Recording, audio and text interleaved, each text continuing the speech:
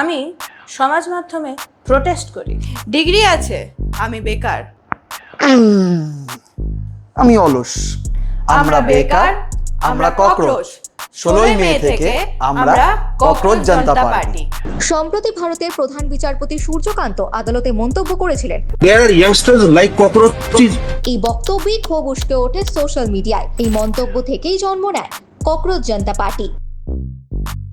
আপাতত জেনজি থেকে গোটা সমাজ মাধ্যম সকলেই এই ককরোচ জনতা পার্টিতেই মজে। এটা অনেকদিন থেকেই আসা দরকার ছিল। Social media is a very very powerful tool. Justice Suryakant को पूरे जिंजी समाज से माफ़ी मांगनी चाहिए। এটি একটি প্রতীকী রাজনৈতিক দল।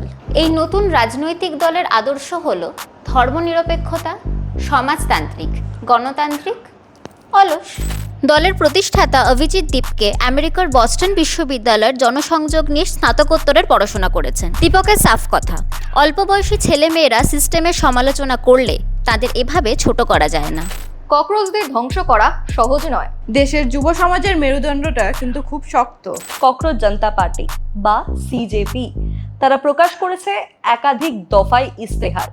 কি রয়েছে সেই ইস্তেহারে? সুপ্রিম কোর্টের প্রধান বিচারপতিরা অবসরের পর রাজ্যসভার সাংসদ হতে পারবেন না। সাংসদের আসন সংখ্যা না বাড়িয়েই মহিলাদের দিতে হবে 50% সংরক্ষণ। সিবিএসইতে খাতা রিচেকের নামে যথেষ্ট টাকা নেওয়া এখন থেকে বন্ধ করতে হবে। দল বদলানো বিধায়ক বা সাংসদেরা অন্তত 20 বছর নির্বাচন লড়তে পারবেন না।